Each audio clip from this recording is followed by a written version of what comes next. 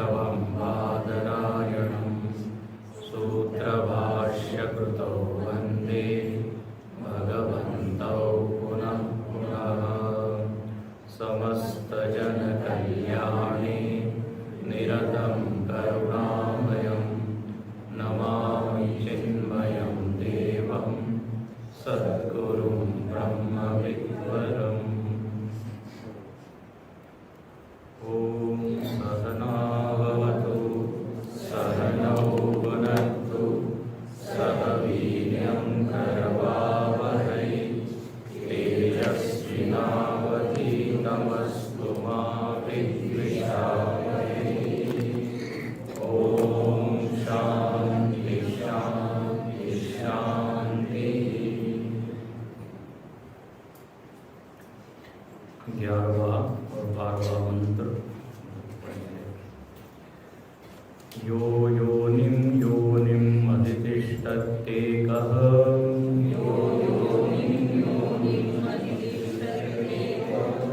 यस्मिन्निदं स च विचैति सर्वम्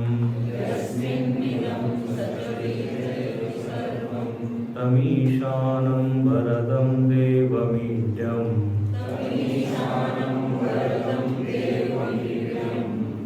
निचाये मां शान्तिमत्यन्तमेति।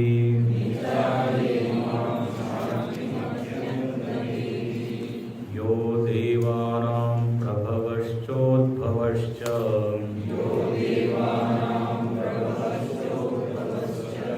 विश्वादिको रुद्रो महर्षि हिरण्यगर्भं पश्यत जायमानं स नो बुद्ध्या शुभया संयुनक्तु स नो बुद्ध्या शुभया संयुनक्तु।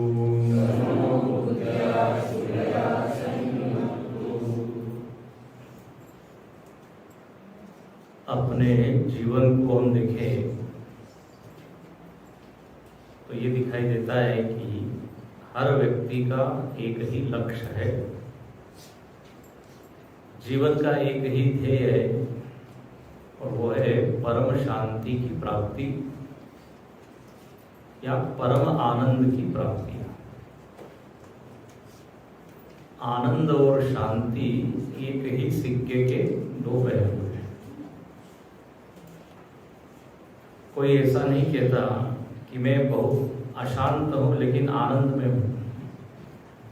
अशांति और आनंद या सुख साथ में नहीं होता। अशांतस्य कुतः सुखम। तो उपनिषद पुनः पुनः हमको ध्येय दिखाती है और इस ध्येय की प्राप्ति कैसी होगी इस बारे में भी बहुत सहायता करती है। बोले आपको किस दिशा में प्रयत्न करना चाहिए। यदि परम शांति चाहते हो, परम आनंद चाहते हो, किस दिशा में जाएं।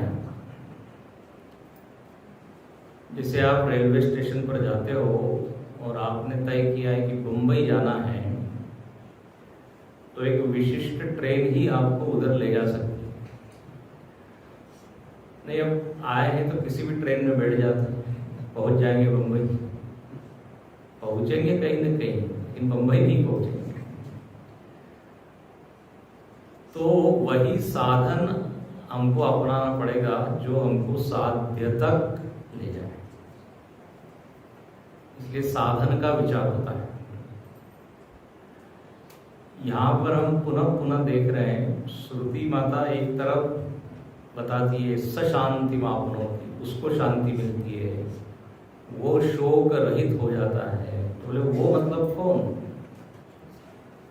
तो बोले जिसने परमात्मा का ध्यान किया, ध्यान से सुनिए, परमात्मा को समझा, परमात्मा को आत्म रूप से जिसने अनुभव कर लिया और जिसने ये जाना कि परमात्मा इस विश्व का अधिष्ठान है, इस उपनिषद में आप देखेंगे पुनः पुनः एक बात कही गई कि परमात्मा कौन है, तो बोले जिसके ऊपर पूरा जगत आश्रित है। ये एक बार नहीं अनेक बार है और आगे भी आएगा। तो परमात्मा को एक विशिष्ट आकार में देखने के बजाय समस्त का वो आधार है, ये जाने। इसलिए गीता में भगवान कहते हैं यो माम पश्यति सर्वत्र न तु मंदिरे एव। तो परमात्मा का जब भी चित्रण यहाँ किया है, क्या किया है, यस्मिन इदम, ये पूरा इदम इदम जो जगत है ये जिसमें स्थित है वो है परमात्मा।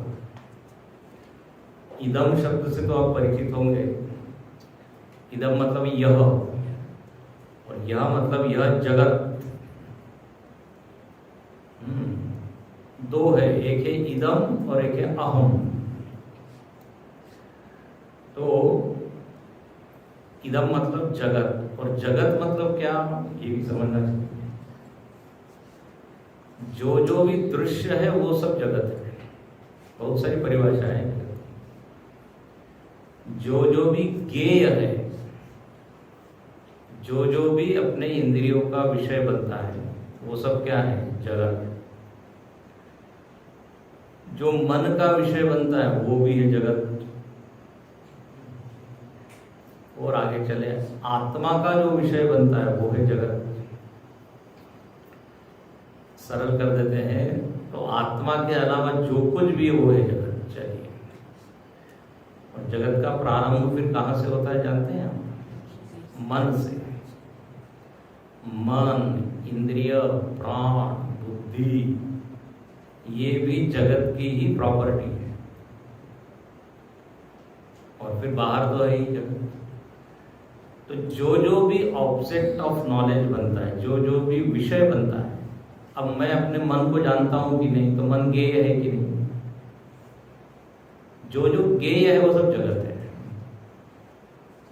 इंद्रियों को मैं जानता हूं कि नहीं, आंखों से ठीक नहीं दिखाई दे रहा है, कानों से ठीक सुनाई नहीं दे रहा है।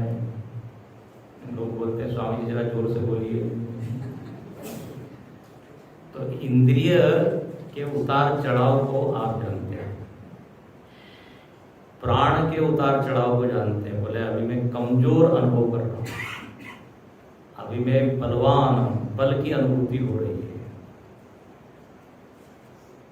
बुद्धि भी ज्ञेय है, समझ में नहीं आ रहा है, थोड़ा थोड़ा आ रहा है। तो ये समझना किसका धर्म है? बुद्धि का। लेकिन आपको ये तो समझ में आ रहा है ना कि समझ में नहीं आ रहा है।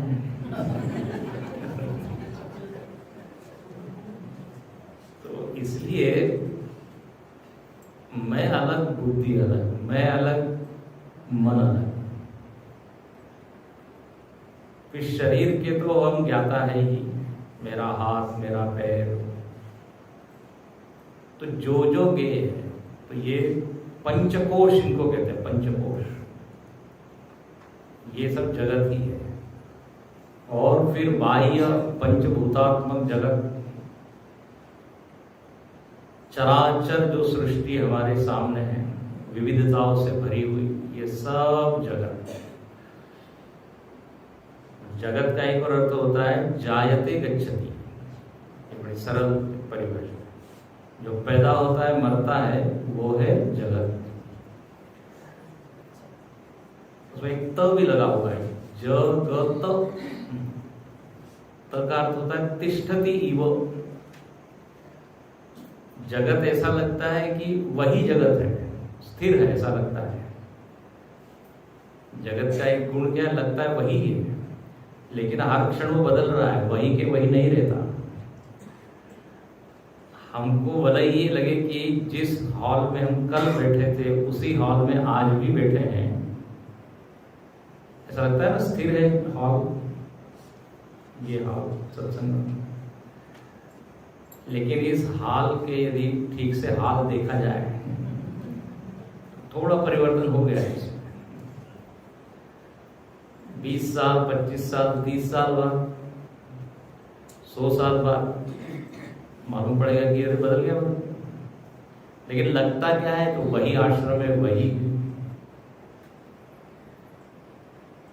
वही नदी है जिसमें हमने कल स्नान किया था, लेकिन जिसमें आपने स्नान किया था वो पानी चला गया, गंगा सागर पहुंच गया।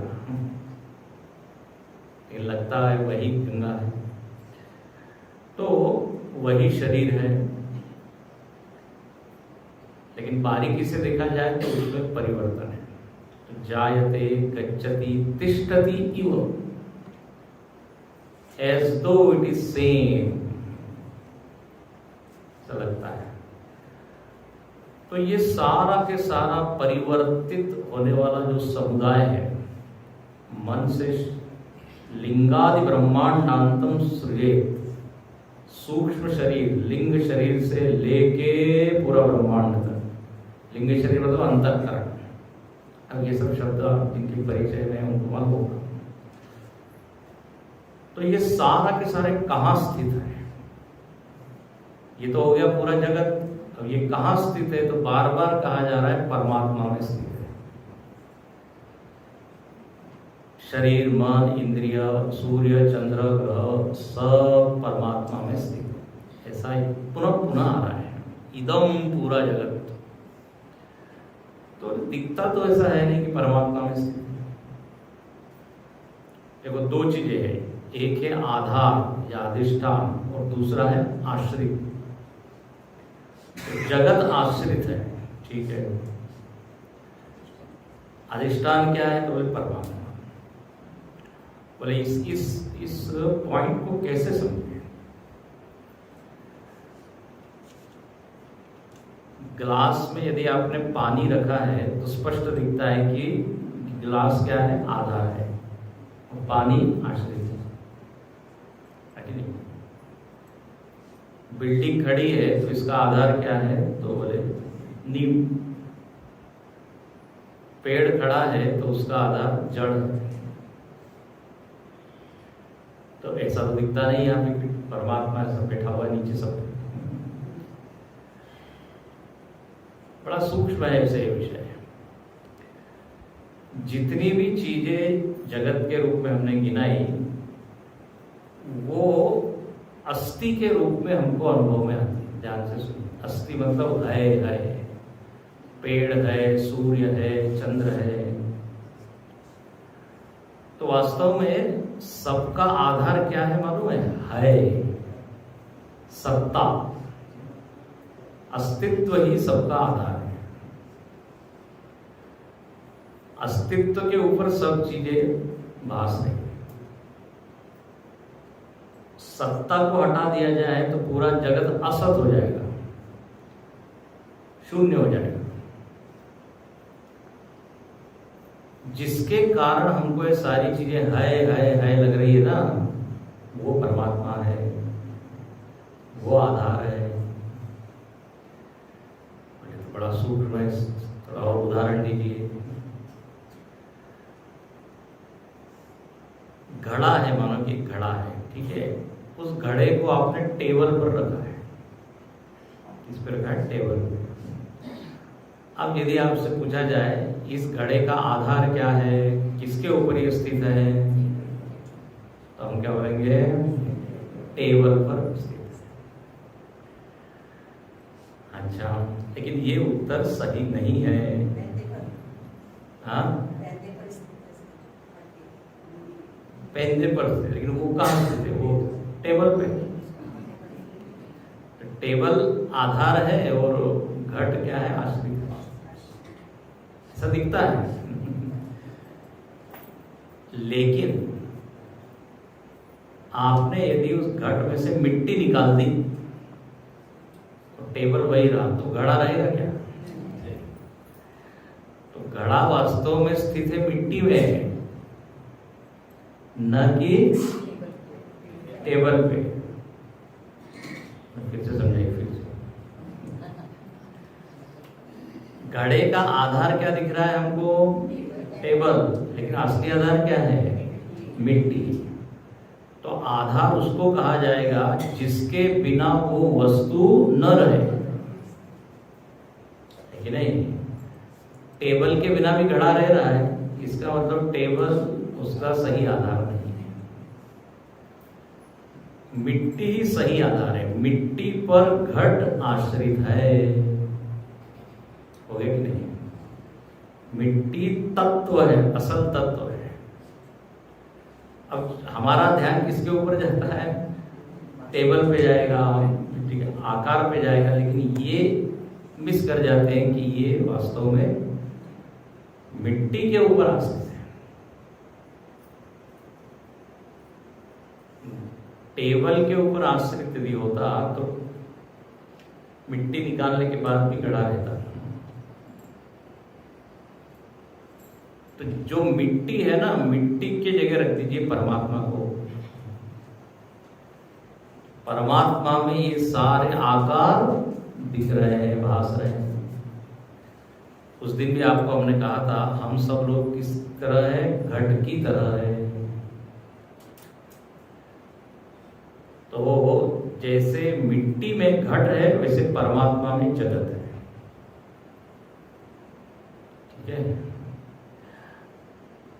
इसमें काफी सूक्ष्मता से चिंतन हो सकता है। मिट्टी में घट है तो ये ऐसा नहीं जैसे पानी में क्या कहते हैं, गिलास में पानी है। वाक्य दोनों एक जैसे लग रहे हैं, गिलास में पानी, ऐसे ही मिट्टी में घट, वाक्य एक जैसे लग रहे हैं ना। लेकिन जब आप कहते हो गिलास में पानी है, तो उसका मतलब ये होता है कि पानी अलग है, गिलास अलग है। ये दोनों स्वतंत्र है, अपने में रह सकते हैं। ये आश्रय आश्रित संबंध है। लेकिन जब आप कहते हैं मिट्टी में घट है, तो मिट्टी के अलावा घट कोई स्वतंत्र वस्तु है क्या? नहीं रह सकती। तो फिर इसको एक दूसरा शब्द दिया जाता है कि मिट्टी में घट अध्यस्त है, ऐसा बोलते हैं। पहले हमने क्या बोला? आश्रित है। गिलास में पानी आश्रित है। आश्रित का मतलब है दो स्वतंत्र वस्तु, एक को दूसरे में डाल दिया, दोनों स्वतंत्र रह सकते हैं। लेकिन मिट्टी में जब घट है, चलो बोलने के लिए हम बोल दिए आश्रित है, लेकिन दूसरा उसका और अच्छा शब्द क्या है? अध्यस्त है। मिट्टी में घट अध्यस्त है, मिट्टी अधिष्ठान है। तो आधार मत बोलिए, क्या बोलिए? अधिष्ठान। और उसके ऊपर घट एक आरोप मात्र है, एक आभास है। घट नाम की कोई वास्तविक चीज है नहीं। है क्या? समझ में आ रहा है क्या? पहले पीछे पूछना पड़ेगा, फिर उत्तर। घट नाम की कोई वास्तविक चीज है क्या? मैंने है ना स्वामी, दिख तो रही है, उसमें पानी भरा हुआ है। अरे मिट्टी ने एक आकार लिया हुआ है, और कुछ नहीं है। घट प्रतीयमान। मिट्टी क्या है? क्या है? प्रतीयमान मिट्टी ही घट है। क्या एक आकार में नहीं पकड़ में आ रहा। घट को यदि स्वतंत्र वस्तु होती, जैसे पानी और गिलास, तो घट अलग हो जाता है, मिट्टी अलग हो जाता है, दो स्वतंत्र रहते हैं ना, अलग अलग। लेकिन यदि घट में से मिट्टी निकाल दिया जाए तो घट रहेगा क्या? नहीं रहेगा। तो फिर इसको बोलते हैं मिट्टी में घट आरोपित है, अध्यस्त है। ऐसे ही परमात्मा में जग अध्यस्त है, आरोपित है। जगत का अस्तित्व जो भास रहा है, क्योंकि सबके भीतर एक परमात्मा बिछा हुआ है। जैसे घट के एक एक पार्ट में क्या है? मिट्टी है। मिट्टी पूरे घट में व्याप्त है कि नहीं? हम लोगों का ध्यान मिट्टी पर नहीं जाता, आकार पर ही जाता है, तत्वों पर नहीं जाता। और व्यवहार में भी यही होता है, हमारा ध्यान लोगों के आकार पर जाता है, गुण दोष पर जाता है। लेकिन जिसने वो आकार लिया है, हाँ, उस ओर ध्यान नहीं जाता। जो बड़े बड़े संत महात्मा होते हैं उनका ध्यान उसी पर जाता है, वो आकार को गौण कर देते हैं। जैसे एक स्वर्णकार होता है, उसका ध्यान सोने पर ही होता है। He is not interested in design. Design में हम लोग इंटरेस्टेड है। वो क्या दिखेगा वहां पे? सोना ही दिखेगा। एक उदाहरण हमने कई बार दिया है, आपको याद हो। एक स्वर्णकार के पास एक व्यक्ति सोने के गणेश जी और सोने का चूहा ले गया। उसके बाद पैसे की कमी थी तो उसने कहा इसको हम बेच देते हैं और पैसा मिल जाएगा। दोनों ही किसके बने हुए हैं? सोने के। दोनों का वजन किया गया तो स्वर्णकार ने कहा दोनों की कीमत एक ही है, क्योंकि दोनों का वजन समान है, चूहे का और गणेश जी का। अब जो बेचने वाला था वो थोड़ा भगत वृत्ति का था, बोले नहीं नहीं, ये दोनों एक कैसे हो सकते? भाई चूहा तो वाहन है, गणेश जी तो देवता है, वो दोनों एक कैसे हो गए? दोनों की कीमत आप एक लगा रहे हैं।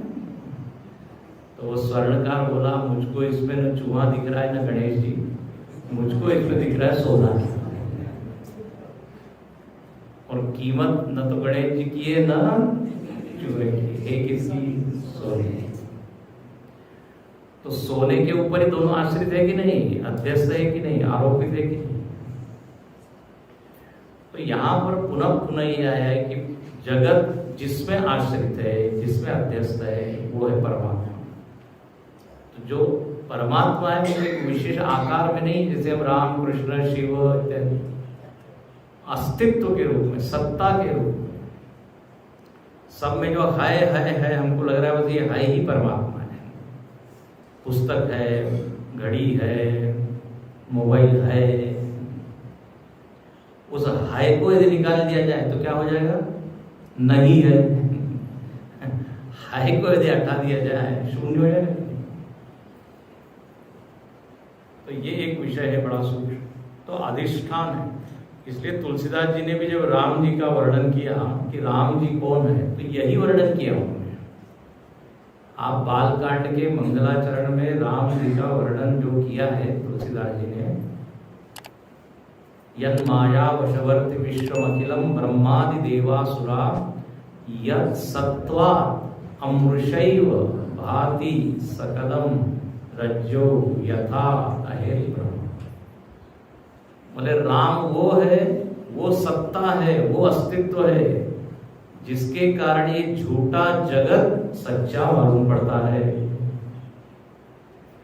मतलब जगत में कोई सच्चाई है नहीं, जगत के अंतरंग जो एक अदृश्य अमूर्त सत्ता बैठी है वो इसको सत्ता दे रही है। जिसे अभी उदाहरण दिया गणेश जी और चूहे का, तो गणेश जी और चूहे को सत्ता कौन दे रहा है? सोना। तो बोले राम जी उस सोने की तरह है और चूहा इत्यादि क्या है? जगत।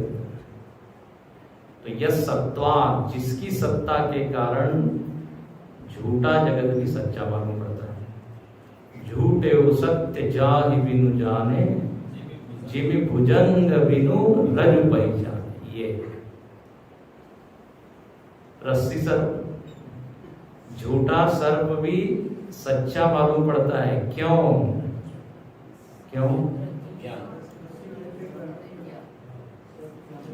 झूठे सर्प में सत्ता कहां से आ गई? जीवन कहां से आ गया? रस्सी से, क्योंकि रस्सी सत्य है कि नहीं? सर्प झूठा है क्यों? क्योंकि प्रकाश में वो गायब हो जाता है। लेकिन सत्य क्यों लग रहा था? रस्सी की जो सत्ता है वो उसमें ट्रांसफर हो गई। रस्सी सत्य है, रस्सी है। अज्ञान में क्या लगने लगा? सर्प है। वास्तव में क्या है? रस्सी है। यदि रस्सी का ही अस्तित्व नहीं होता तो सर्प में सच्चाई कहां दिखती? तो सर्प क्या है? ये जगत। रस्सी क्या है? परमात्मा। ये सब अध्यासवाद है। तो यस्मिन् इदं सच विचयति सर्वम, जिसमें ये पूरा जगत व्याप्त है वो परमात्मा है। ऐसे परमात्मा को जानकर ही शांति शांति परम शांति मिलती है। हो गया। हम बोले जब तक आप जान नहीं पा रहे हो तब तक चलो उससे प्रेम करो, भक्ति करो, दिशा उधर ही होनी चाहिए, इसलिए पहले ही हमने कहा। अब आगे के जो मंत्र है 12, 13, 14, 15, इसमें क्या है, किन्हीं किन्हीं मंत्रों में 3 लाइन में परमात्मा का गान है, स्तुति है, और अंतिम में बताया है कि इसको जानकर आपको शांति मिलेगी, इसको जो जानता है वो मृत्यु से छूट जाता है। यही विषय है, परमात्मा की स्तुति और फिर परमात्मा के ज्ञान से मुक्ति। अच्छा, जो 12वां मंत्र है इसमें प्रार्थना भी है, वही प्रार्थना जो पहले की हुई है। हाँ, एक वाक्य आप पढ़ रहे होंगे तो आपको याद आया होगा, आखिरी वाक्य जो है 12वें मंत्र का, सनो बुद्ध्या शुभया सनी, वह परमात्मा हमें शुद्ध बुद्धि से संयुक्त करे। तो फिर पूछा वो परमात्मा कौन, तो पहले 3 लाइन में परमात्मा का वर्णन। वो परमात्मा कौन, बोले जिस पर सारा जगत टिका हुआ है, सारे देवताओं का आधार है, देवताओं की शक्ति, हाँ देवता के पास शक्ति जहां से आई है वो परम शक्ति है। तो यो देवानां प्रभव उद्भवश्च, जो देवताओं की उत्पत्ति और ऐश्वर्य प्राप्ति का हेतु है। देवता लोग उस परमात्मा के नीचे अंडर है, हमने बताया था प्रधानमंत्री और मंत्री, तो ये सारे देवता है वहीं से उत्पन्न हुए। फिर विश्वादिपो रुद्र महर्षि, ये परमात्मा के अलग अलग नाम है। विश्वादिप, विश्व का स्वामी, जगत का स्वामी। जगत पे और कोई क्लेम नहीं कर सकता कि ये जगत मेरा है, जगत का एक ही स्वामी है, जगन्नाथ। इसलिए हम क्या बोलते हैं, जगन्नाथ। अभी रथ यात्रा शुरू हुई ना, जगन्नाथ, जगन्नाथ स्वामी नयन पथगामी भवतु, जगन्नाथपुरी। जगत के जो नाथ है, दीनानाथ, मेरी डोरी तेरे हाथ, क्या दीनानाथ मेरी डोरी, दीनानाथ क्या एक और कुछ। तो जो नाथ है, स्वामी है, अनाथों का नाथ, जगत का स्वामी, जगत का आधार, नियामक, संचालक, भिखारी सारी दुनिया, दाता एक राम, जो भी संबंध बना, दाता एक राम, भिखारी सारी दुनिया। तो कर्म फल दाता है, कृपा करने वाला है। तो ऐसा जो विश्वाधिप, विश्व का स्वामी है, ये स्वामी मतलब सब कठोर नहीं है, केवल दंड देने वाला नहीं है, दया भी करने वाला है। उसका ही नाम रुद्र है। यहाँ पे वो परमात्मा का नाम दिया रुद्र, भगवान शंकर का नाम रुद्र, आगे भी आने वाला है। और यही परमात्मा महर्षि, महर्षि किसको कहा, भगवान को कहा है। और हिरण्यगर्भम पश्यत जायमान, इसी परमात्मा ने देखा कि हिरण्यगर्भ का जन्म हुआ है। अब ये हिरण्यगर्भ शब्द काफी व्याख्या मांगने वाला है, लेकिन अब मैं व्याख्या करने वाला नहीं हूं, आगे चलना है। तो हिरण्यगर्भ एक बहुत बड़ा शब्द है, उसका अर्थ भी गहन है। केवल इतना बोल देते हैं कि जब इस सृष्टि की उत्पत्ति होती है तो सारा ये जो विराट है ये अव्यक्त रहता है, धीरे धीरे ये व्यक्त होता है। जब पूरी तरह ये विराट अव्यक्त होता है तो उसको कहते हैं ईश्वर, सट शब्द है ईश्वर। और वही ईश्वर जब प्रकट होने को होता है जगत के रूप में तो थोड़ा सा प्रकट होता है, तो वो जो अवस्था है उसको कहते हैं हिरण्यगर्भ। और वही हिरण्यगर्भ जब पूरी तरह व्यक्त हो जाता है तो फिर ये जगत विराट। जैसे एक बीज होता है, बीज में पूरा पेड़ अव्यक्त है, तो वो ईश्वर की स्थिति होती है। जब उसको थोड़ा खाद पानी मिलता है तो वो थोड़ा सा फूलता है और अंकुरित होता है, बस बोले वो हिरण्यगर्भ है। और वही फिर अंकुरित पौधा क्या बन जाता है, पेड़। सब लोग देखते हैं स्थूल। तो यहां पर कहते हैं उसी परमात्मा का जो एक रूप है वो है हिरण्यगर्भ। जब प्रकट होता है तो उस परमात्मा ने देखा कि अब मैं हिरण्यगर्भ के रूप में जायमान प्रकट हो रहा हूं। जैसे बीज ने देखा कि अब मैं अंकुर के रूप में क्या प्रकट हो रहा हूं। हिरण्यगर्भ परमात्मा का ही नाम है, ऐसा आप समझ लीजिए। हिरण्यगर्भ का शाब्दिक अर्थ होता है जिसके गर्भ में हिरण्य है।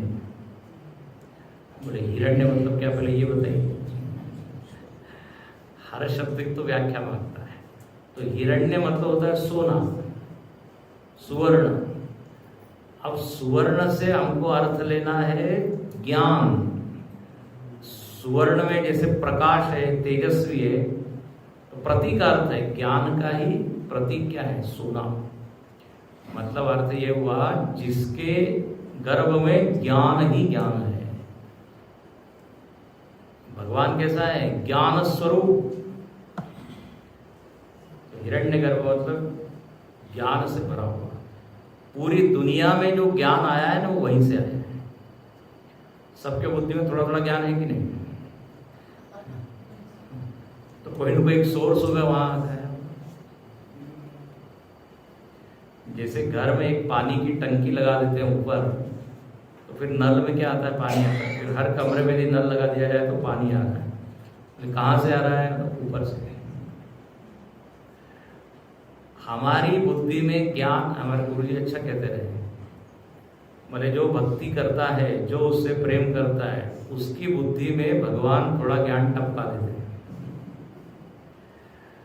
अब देखो तुलसीदास जी, सूरदास जी, कबीरदास जी, ये लोग कोई यूनिवर्सिटी में तो पढ़े नहीं, कॉलेज में डिग्री तो प्राप्त है, लेकिन इनका ज्ञान कितना तेजस्वी है, प्रचंड, कितना मतलब उसकी माप नहीं सकते। तो ये ज्ञान आया कहां से, बोले डायरेक्ट हिरण्यगर्भ से, परमात्मा से। तुकाराम महाराज हुए महाराष्ट्र में, उन्होंने 4000 से अधिक भजन लिखे, 4000 से ज्यादा, लाखों में। बुद्धि लगा के थोड़ी लिखे, जैसे कवि लोग बैठ के लिखते हैं। तो कहां से, तो बोले जो ज्ञान का सोर्स है, जहां से ज्ञान पूरे ब्रह्मांड में गया, उसी से वो जुड़े जाते हैं। अपने आप में सारे बल्ब में लाइट क्यों आ रहा है, क्योंकि पावर हाउस से जुड़ा हुआ। तो हिरण्यगर्भ, इसलिए जितनी भक्ति करेंगे उतना ज्ञान बढ़ता जाता है। और उनके फिर भाषण देखिए, उनके विचार देखिए, एकदम नवीन होते हैं। भक्तों ने, संतों ने जो कहा है वो किताब पढ़ के नहीं आता। तो वही परमात्मा का ही नाम है हिरण्यगर्भ, ऐसा आप समझो। अब ऐसा परमात्मा क्या करे, फिर प्रार्थना यहाँ की है, सनो बुद्ध्या शुभया संयुनक्तु, हमारे बुद्धि को अच्छी चीजों से जोड़ दे, शुभ कल्याणमय। देखिए, एक होती है प्रार्थना और एक होती है स्तुति, है ना, इसके सुना होगा आपने। स्तुति और प्रार्थना में अंतर क्या होता है? हाँ, स्तुति में आप केवल भगवान के गुणों का गान करते हैं, आप ऐसे हैं, ऐसे हैं।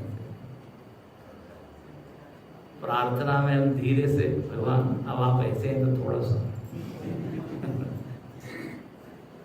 भगवान ने कहा ओ इसीलिए स्तुति कर रहा था, समझ गया। बच्चे लोग भी माता पिता की स्तुति करते हैं, आप बहुत अच्छे हैं, बहुत अच्छे हो, धीरे से फिर मांगते हैं। तो प्रार्थना में मांग है, मांग बहुत सुंदर मांग है। बोले आप हमारे बुद्धि को आप बढ़िया विचारों से भर दे, बस। इसके ऊपर चर्चा हो चुकी है आगे, तो इस तरह यहाँ प्रार्थना की। अब अगले मंत्र में 3 पंक्तियों में उसी परमात्मा का गान है, स्तुति है, वर्णन है। और चौथी पंक्ति में कहा कि नहीं, अच्छा ये 14 वाक्य बात है, 13 में, पहले 13 में देखिए। 13 में वर्णन है कि वही परमात्मा आश्रय अधिष्ठान है और वही परमात्मा शासक है। और बस हम यही प्रार्थना करते हैं कि भगवान आपकी हम पूजा करें, हमारे हाथों से आपकी सेवा हो, बस। यो देवानाम अधिपो यस्मिन् लोकाम अधिश्रिताः य ईशे अस्य द्विपदश्चतुष्पदः तस्मै देवाय हविषा विधेम। यो देवानामधिपो यस्मिन् लोका अधिश्रिताः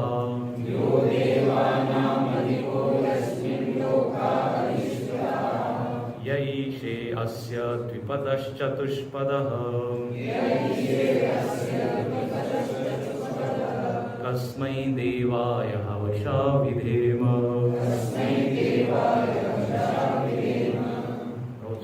कहते हैं फिर से, यो देवानाम अधिपो यस्मिन् लोका अधिश्रिताः। फिर वही बात आ गई, वह परमात्मा जिसके ऊपर सब देवता लोग आश्रित है, देवताओं का स्वामी है, समस्त लोक जिसके ऊपर स्थित है। भूर्भुवः स्वः महाजना, स्वर्गलोक, देवलोक, पितरलोक, देवलोक, सब जिसके ऊपर आश्रित है। मतलब उसको हटा दिया जाए उस परमात्मा को तो ये आज सब गिर जाएंगे। जैसे नींव को हटा दिया जाए तो बिल्डिंग भरभरा के गिर जाती है। एक चित्र बना हुआ था ऊन का, ऊन होता है ना, वुलन से लोग बनाते हैं। पहाड़ भी बना हुआ है। बचपन में हम लोग जो चित्र बनाते रहे, 2 पहाड़, एक सूर्य, एक झोपड़ी और एक पेड़ और 2 पक्षी।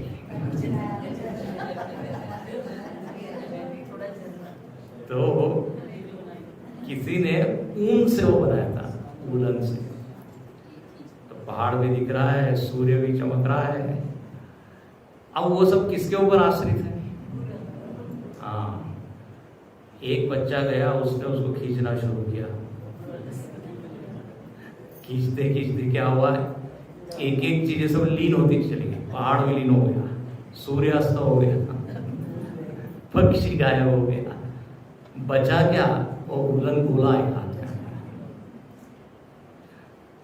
तब ज्ञान क्या हुआ, अरे इसके ऊपर ये सारा आश्रित था, दिख रहा था, है कि नहीं? इसी तरह परमात्मा ने ये विविध रूप लिए हुए हैं, इसलिए बार बार यहाँ कहा जा रहा है आश्रय कौन है, उसको आप पकड़िए। इस पर और चिंतन आगे हम करेंगे। तो बोले यही परमात्मा कैसा है, द्विपद चतुष्पद ईशे। जो 2 पैर वाले हैं और जो 4 पैर वाले हैं उनका शासक है। हाँ, इनके ऊपर शासन करने वाला वो है। 2 पैर वाले हैं मनुष्य, 4 पैर वाले हैं पशु। अब इससे आप सब ले लीजिए, पक्षी, कीट, पतंग, सबका एक ही शासक है। द्विपदश्च चतुष्पद। आप जानते हैं 4 प्रकार के प्राणी हैं, उद्भिद, स्वेदज, जरायुज अंडज, पृथ्वी को फाड़ के जो निकले, मतलब सारे वनस्पति।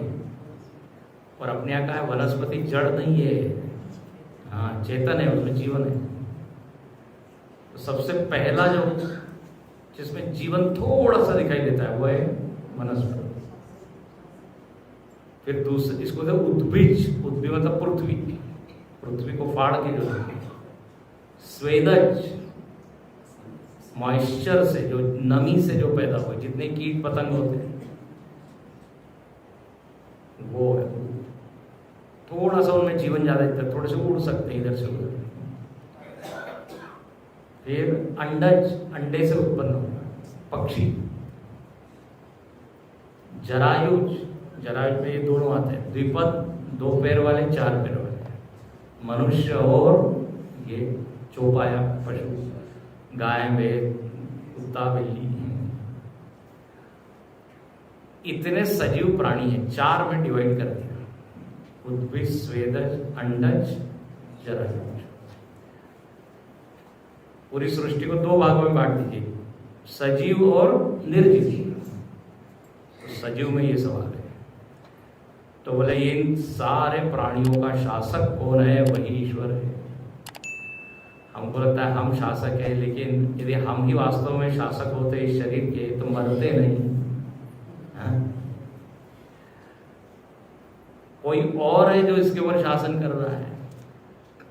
हम शरीर को कहते हैं मत जाओ, मत जाओ, रुक जाओ, रुक जाओ, लेकिन शरीर कहता है नहीं, ऑर्डर आया है ऊपर से, जाना पड़ेगा। समझ रहे हैं? इसका मतलब शासक कोई और है। यमराज शासन कर रहा है, यमराज का डिपार्टमेंट है, भगवान ने एक डिपार्टमेंट दिया हुआ। तो यमराज ऐसा है कि आप चाहे कितना ही पैसा दो वो छोड़ता नहीं है। एक व्यक्ति के सामने वो यमराज पहुंच गए, यमदूत, यमराज। इसने पूछा कौन हो तुम? यमराज। क्यों आए हो? बोले तुमको लेने आया हूं। इसने कहा कि मैंने तो आपको बुलाया नहीं था, आप कैसे बिन बुलाए? तो यमराज ने कहा मैं I don't need any invitation, मैं आता हूं और इनवाइट करता हूं,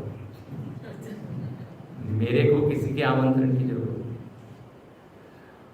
अब ये व्यक्ति कहने लगा कि अरे अभी अभी मैंने सारे मेरे पैसे गिने, 10 करोड़ के लगभग इकट्ठा हुए हैं, अभी मेरे को थोड़ा भोगने दो, उसके बाद। और वो क्या कहता है, चलो 5 करोड़ आपको देता हूँ, 5-7 मुझको दो।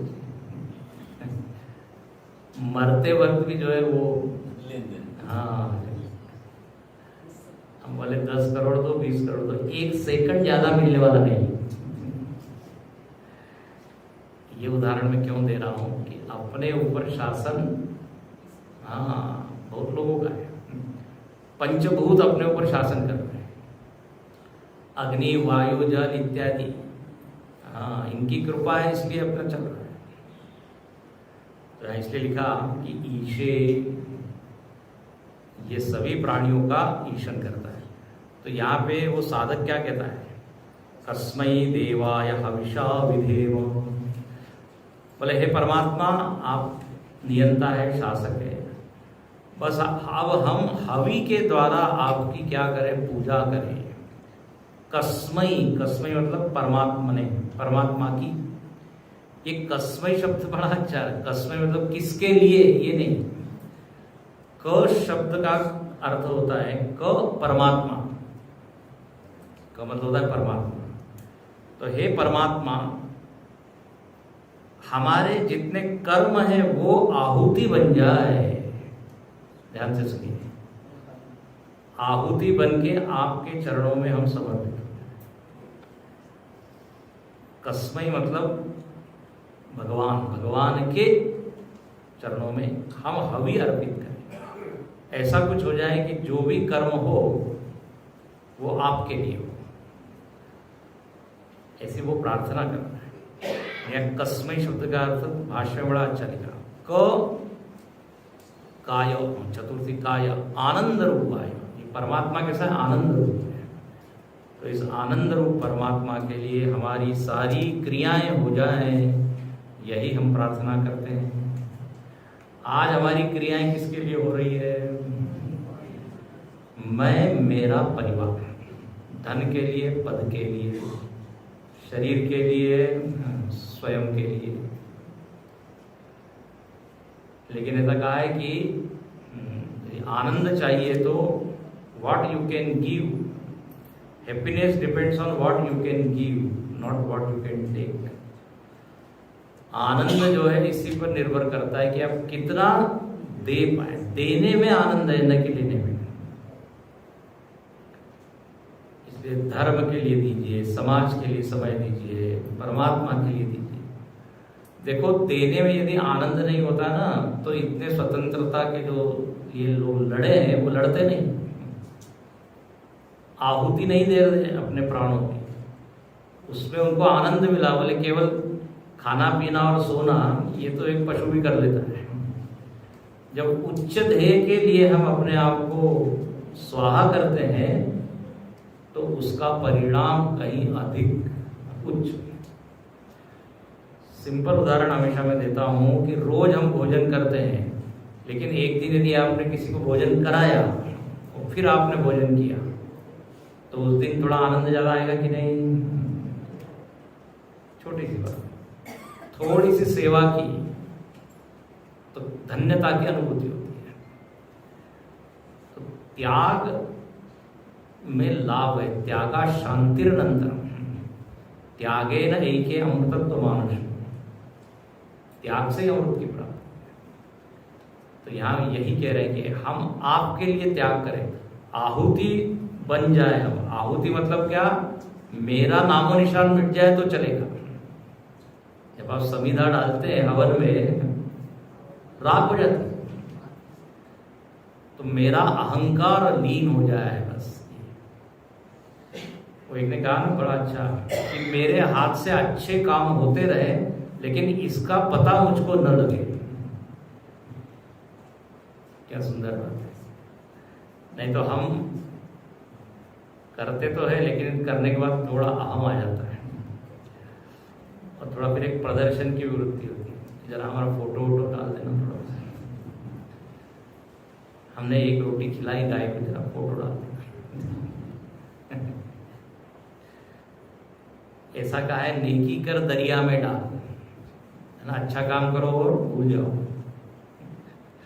कई बार मैं बता चुका हूँ पीछे। आजकल थोड़ा उल्टा हो गया है। आजकल ये व्हाट्सएप, फेसबुक, इसका जमाना है। तो आजकल क्या हो गया, नेकी कर दरिया में डाल नहीं, नेकी कर फेसबुक पे डाल, ताकि पूरी दुनिया को खबर लग जाएगी हमने एक रोटी खिलाई है, जो भी की। तो यहां पर कहते हैं ऐसा ना हो। ये सेवा, समर्पण, कर्मयोग अहम को खत्म करने के लिए, शांत करने के लिए, न कि अहम को बढ़ाने के लिए। नहीं तो कहते हैं ना, पर्पस इज डिफीटेड, अंग्रेजी में कहते हैं। प्रयोजन ही सिद्ध नहीं हुआ। तो कस्मै देवाय हविषा, परमात्मा आपकी हम पूजा करें, आपके लिए हम हरि बन जाए, इस तरह यहाँ पर। और आगे फिर परमात्मा का वर्णन है, और फिर कहते हैं जो इस परमात्मा को जान लेता है उसको शांति मिलती है। देखो बार बार हम यही कहते हैं, भगवान का वर्णन फलश्रुति है। सूक्ष्माति सूक्ष्मं कलिलस्य मध्ये विश्वस्य स्रष्टारमनेक रूपम् विश्वस्यैकं परिवेष्टितारम् ज्ञात्वा शिवं शान्तिमत्यन्तमेति।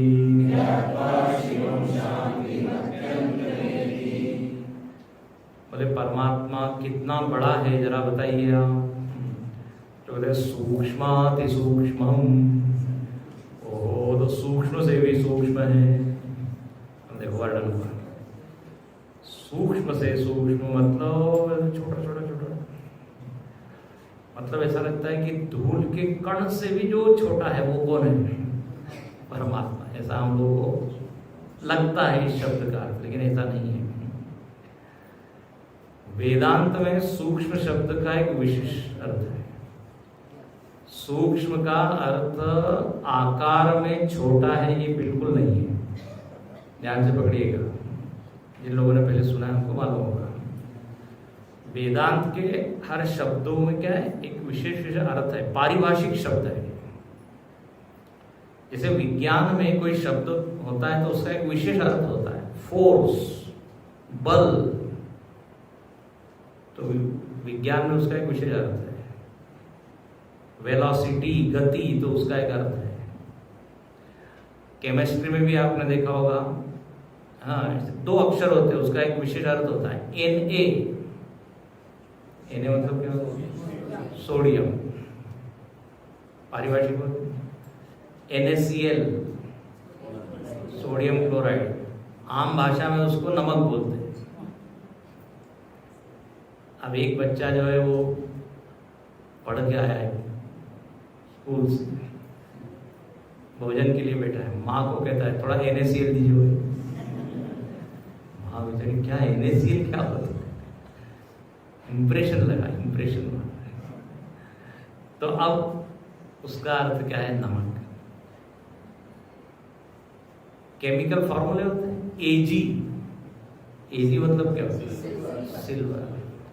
और आम भाषा में Ag मतलब Ag।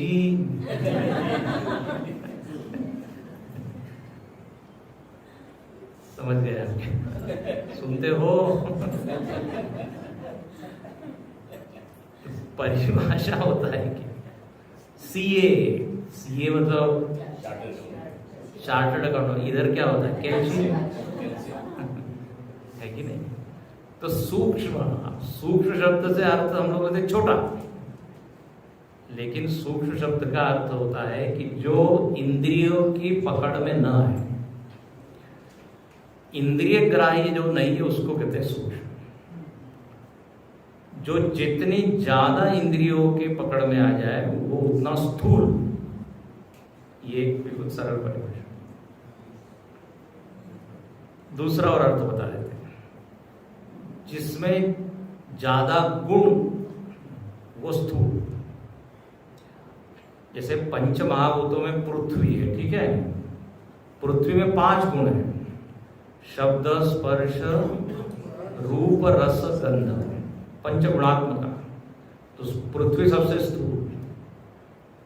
जल उसमें 4 है, उसमें गंध नहीं है, शब्द, स्पर्श, रूप, रस।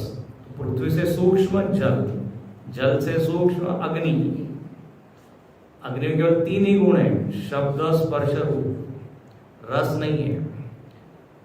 आपको यदि विश्वास नहीं होता ट्राई करके देख लीजिए 10। उसके बाद बचे तो फिर बताइए आगे। अग्नि मीठी थी, अग्नि में रस नहीं, शब्द, स्पर्श। अग्नि का आवाज आता है पको, स्पर्श में उष्ण है, रूप लाल है। अच्छा, वायु में केवल 2 ही है, शब्द और स्पर्श।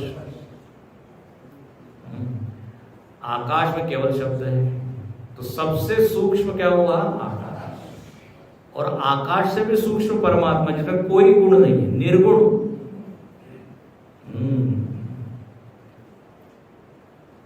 अच्छा, इंद्रिय ग्राह्य के हिसाब से भी आप देखिए, पृथ्वी 5 इंद्रियों का विषय बनती है, शब्द, स्पर्श, रूप, यही जो हमने बताया। तो इस क्रम से आप देखेंगे तो मालूम पड़ेगा पंच महाभूतों में भी स्थूल है, सूक्ष्म है। अब आकाश सबसे सूक्ष्म है। आकाश आंख से नहीं दिखता। हाँ, आकाश नेत्र का विषय नहीं। आकाश का हम अनुमान करते हैं।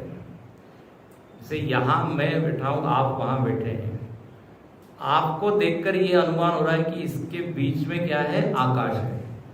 मैं देख रहा हूं आपको। अनुमान किसका हो रहा है? आकाश का, स्पेस का। ये सब काफी चिंतन वाले विषय। तो यहाँ केवल बात इतनी है कि पंच महाभूतों से भी जो सूक्ष्म है, जो किसी भी इंद्रिय का विषय नहीं बनता। इसलिए लिखते हैं यतो वाचो निवर्तन्ते अप्राप्य मनसा सह। जो वाणी के द्वारा इसका वर्णन नहीं होता, मन जिसको पकड़ नहीं सकता, क्योंकि इंद्रिय मन वाणी इनके पीछे बैठा हुआ है, इन सब से भी वो सूक्ष्म है। हो गया? देखो, इंद्रियों से सूक्ष्म मन है कि नहीं? अभी अभी हमने बताया सूक्ष्म किसको कहते हैं? जो इंद्रिय की पकड़ में ना है। मन को सूक्ष्म इसीलिए कहा जाता है क्योंकि मन दिखता नहीं है, दृश्य नहीं है इंद्रियों का। आंख से मन दिखता है क्या? नहीं दिखता। कई बार कहता है भगवान की बड़ी कृपा है, नहीं दिखता, अच्छा है, नहीं तो ये प्रवचन हो नहीं सकता। यहाँ से सबके मन यदि मैं देखने लग जाऊं, कोई सोच रहा हो कब खत्म होगा, इसके मन में क्या क्या विचार चल रहा है, यहाँ से दिखेगा तो प्रवचन नहीं हो सकता। और मेरा मन यदि आपको दिख जाए तो फिर पहले ही सब चीज खुल जाएगी कि हाँ दृश्य नहीं है मन, तो सूक्ष्म है। अच्छा, जो वस्तु जितनी सूक्ष्म होती है वो उतनी अधिक व्यापक होती है, ये नियम है। पृथ्वी से अधिक सूक्ष्म आकाश है, इसलिए आकाश अधिक व्यापक है कि नहीं? इंद्रिय से मन अधिक सूक्ष्म, तो मन अधिक व्यापक है। कहां कहां चले जाता है मन?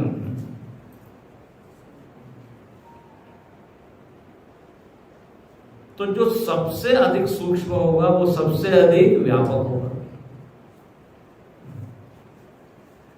इसलिए बार बार यहां आ रहा है कि परमात्मा कहता है व्यापक है। अखंड मंडलाकारं व्याप्तं येन चराचरं, रोज हम पढ़ते। देखो, आकाश सूक्ष्म है इसलिए व्यापक है। कहां कहां गया हुआ है आकाश? खाली जगह, सुई के एक छेद में भी आकाश है कि नहीं? तभी तो उसमें धागा डालते हैं। अपने नासिका छिद्र में भी आकाश है। खून जिसमें दौड़ रहा है उसमें भी आकाश है, तभी तो खून दौड़ रहा है। मूवमेंट के लिए जगह चाहिए। पेट में भी आकाश है कि नहीं? 12:30 बजे आप भरते हो उसको, आकाश अंतर बाह्य सब दूर है। इस सिर में भी आकाश है कि नहीं? खाली जगह, हाँ तो बहुत है। इसलिए फिर उसमें शैतान आके बैठ जाता है, बोले यहाँ खाली जगह। तो आकाश ही इतना व्यापक है, तो जो आकाश से भी जो सूक्ष्म परमात्मा है उसकी व्याप्ति की क्या बात है? इसलिए यहां लिखते हैं सूक्ष्माति सूक्ष्मम। इसको दूसरे श्रुतियों में कहा है अणोरणीयान महतो महीयान। अणु से भी अणु है, मतलब ये सूक्ष्म से भी सूक्ष्म, व्यापक से भी व्यापक। जो व्यापक आप जानते हो उससे अधिक व्यापक। और कलिलस्य मध्य, कलिल के बीच में, कलिल, कलिल का अर्थ क्या है? अब ये कलिल शब्द क्या नहीं करता है? कलिल का अर्थ गीता में आता है यदा ते मोह कलिलम बुद्धिर व्यतितरिष्यति। वहां कलिल का अर्थ है कीचड़, दलदल। तो यहां अर्थ हो जाएगा ये संसार को ही कलिल कह दिया है। संसार में जो कैओस है, कैओस मतलब अनरेस्ट, हाँ अनरेस्ट, अशांति, हाँ, कोलाहल, तो इसके बीच में भी परमात्मा है। गांधी जी कहते थे ना कि आप लोग हिमालय में शांति खोजते हो, हम संसार में शांति खोजते हैं। जहां ये सब अशांति में शांति खोज रहा हूं सब। तो कलिल का एक तो ये अर्थ होता है। कलिल का दूसरा अर्थ होता है गर्भ की एकदम प्रारंभिक अवस्था। 9 महीने में धीरे धीरे धीरे शिशु बढ़ता है, तो बिल्कुल शुरुआत की जो स्थिति उसमें कलिल, रजवीर्य के मिलने से जो पहला परिणाम होता है, बिल्कुल प्रारंभिक भ्रूण, भ्रूण का भी पहला तो कलिल, वहां पर भी परमात्मा है। बताइए, परमात्मा जीवंत मनुष्य पशु में तो है ही, लेकिन प्रारंभिक जो अवस्था है उसमें भी उपस्थित है। देखिए, मतलब उधर में भी है। तो कलिलस्य मध्य, अब जब व्यापक है तो भाई सब दूर होगा ना, कहीं छोड़ तो नहीं सकते। एक जगह नहीं, ऐसा नहीं कह सकते। और विश्वस्य सृष्टारमनेक रूपम, विश्व का वो सृष्टा है, जगत का रचयिता है, वही अनेक रूप लेकर विद्यमान है और उसी ने सबको घेरा हुआ है। परिवेष्टितारम, एनकॉम्पासेस अंग्रेजी में, आपस में बोलिएगा नहीं। उसने, परमात्मा ने सबको घेरा हुआ है, मतलब उसके बाहर कुछ नहीं। देखो, राम जी ने जब अवतार लिया तो राम जी को कहा गया आजानुबाहु, जानते हैं? क्या जानू पर्यंत भुजा। तो आजानुबाहु का प्रतीक अर्थ है कि वो पूरे जगत को अपने आलिंगन में ले सकता है, उसके बाहर कुछ नहीं, घेरा डाला हुआ है। गुरु जी बड़ा मजाक में कहते, बोले भगवान आजानुबाहु क्यों है? बोले क्योंकि जब भक्त लोग आते हैं ना तो भगवान से गले मिलते हैं, और भक्त लोग काफी मोटे ताजे होते हैं, तो भगवान को हाथ जरा लंबे चौड़े रखना। तो जिसके हाथ सब दूर है, जिससे कोई बच नहीं सकता, परिवेष्टिता। ज्ञात्वा शिवम शांतिमत्यंतमेति, ऐसे परमात्मा को जानकर ही क्या होगा? शांति की प्राप्ति हो। इसी परमात्मा का नाम शिवम है, शिवम, शिव। ऐसे कल्याण स्वरूप परमात्मा को जानना ही पड़ेगा। देयर इज नो अदर उपाय, नो मार्ग, नान्यः पंथा अयनाय विद्यते। कोई शॉर्टकट भी नहीं है, इसको ही जानना पड़ेगा। जब अगले मंत्र में भी देखिए, स एव काले भुवनस्य गोप्ता विश्वाधिपः सर्वभूतेषु गूढः यस्मिन् युक्ता ब्रह्मर्षयो देवताश्च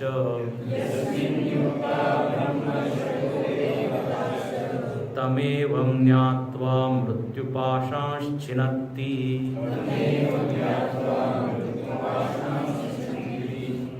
फिर कहा तम एवं ज्ञात्वा, उसी को जानकर, इस प्रकार जानकर, एवं मतलब इस प्रकार, जिस प्रकार वर्णन बार बार कर रहे हैं, मन गणंत परमात्मा को नहीं जानना, जिस तरह वर्णन किया हुआ है ऐसे ही परमात्मा के स्वरूप को जानकर क्या होता है? मृत्यु से पार चढ़ जाता है। मृत्यु पाश को काट डालता है, अमर हो जाता है। बोले कोई कोई हुए हैं क्या ऐसे? कोई उदाहरण दीजिए। तो यहाँ तीसरी पंक्ति में लिखते हैं, ब्रह्मर्षयो देवताश्च। ब्रह्मर्षि लोग आपको ही जानकर, परमात्मा को जानकर अमर हो गए। अब कौन है ब्रह्मर्षि? तो भाष्य में आता है सनकादि ऋषि, उदाहरण दिया। सनकादि ऋषि ब्रह्मर्षि, जानते हैं? 4 ऋषि थे, नाम बोलिए। कठिन है। सनक, सनातन, सनक, सनंदन, ये चारों ब्रह्मर्षि ब्रह्मा जी के मानस पुत्र है, ब्रह्म ज्ञानी है। छोटे से दिखते हैं लेकिन उनकी आयु बहुत है, दिगंबर वेश में रहते हैं, ब्रह्मांड में विचरण करते हैं। यही सनकादि ऋषि वैकुंठ में गए थे, जय विजय ने उनको रोक दिया था। जानते हैं कहानी हो? अरे बोले आप लोग कहाँ से आ गए? कोई आपके पास अपॉइंटमेंट लेटर है? इनको लगा मालूम नहीं, कोई वस्त्र इत्यादि नहीं पहने, छोटे छोटे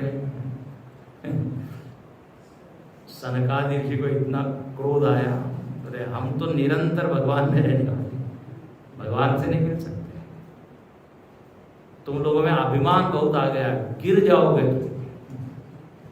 और वही जय विजय फिर रावण कुंभकर्ण बने, हिरण्याक्ष हिरण्यकश्यपु बने, शिशुपाल दंतवक्र बने, 3 जन्मों का उन लोगों को शाप मिला। तो सनकादि ऋषि जो है ये बहुत बड़े ब्रह्मज्ञानी हैं। अच्छा, सनकादि ऋषि क्या, इनका 2 ही काम है, या तो कहीं सत्संग चल रहा हो तो सुनना, नहीं तो आपस में स्टडी ग्रुप कर लेना, ग्रुप डिस्कशन, चारों मिलकर करते हैं, मतलब भगवत चर्चा। 4 भाई है ना, सनत सनातन सनक सनंदन। तो सतत भगवत तत्व में डूबे हुए। तो ऐसे ब्रह्मर्षियों ने क्या किया, मृत्यु के ऊपर विजय प्राप्त कर ली, मृत्यु के पाश को जीत लिया। और देवताश्च, और अनेक देवता भी हुए, यहाँ लिखते हैं देवता, ब्रह्मादय तम ईश्वरम ज्ञात्वा, उन लोगों ने भी इस ईश्वर को जाना, देवताओं ने, वो भी अमर हो गए। तो कहने का अर्थ ये है कि जब तक हम इस परम तत्व को नहीं जानेंगे, तब तक अमृत तत्व की प्राप्ति नहीं, तब तक परम आनंद या जो भी बोली शांति, उसकी प्राप्ति नहीं। अच्छा, तो ये तो साधन हुआ। फिर बार बार बता रहे हैं कि वो परम तत्व क्या है, वो परमात्मा क्या है। तो पहली 2 पंक्तियों में उसका वर्णन कि स एव काले भुवनस्य गोप्ता, बोले जो परमात्मा गोप्ता है, रक्षक है। देखिए, हर मंत्र में परमात्मा का एक नया नया आयाम आ रहा है। जैसे पीछे क्या बताया, जो सूक्ष्म से भी सूक्ष्म है। उसके पहले क्या आया, जो जिसमें पूरा इदम जगत आश्रित है कि नहीं। आप जरा बारीकी से पढ़िएगा। अब यहाँ पर क्या कहते हैं, वो परमात्मा कौन है, तो बोले जो सारे भुवनों का रक्षक है। गोप्ता का मतलब होता है रक्षक, गुप्त धातु से। भुवन का रक्षक मतलब क्या, तो बोले अतीत कल्पों में, देखो ऐसा है, एक कल्प के बाद क्या होता है, प्रलय होता है। तो प्रलय में सारे जीवों के जो बीज है उसको संभाल के रखना पड़ता है, सारे संस्कार इत्यादि। और फिर उसी के अनुसार अगले सृष्टि में वो जीव क्या होते हैं, प्रकट होते हैं शरीर लेके। तो प्रलय काल में सारे जीवों को संभाल के रखना पड़ता है, या बीजों को संभाल के रखना पड़ता है। तो कहते हैं कि वो रक्षक है। किसमें सारा ये जग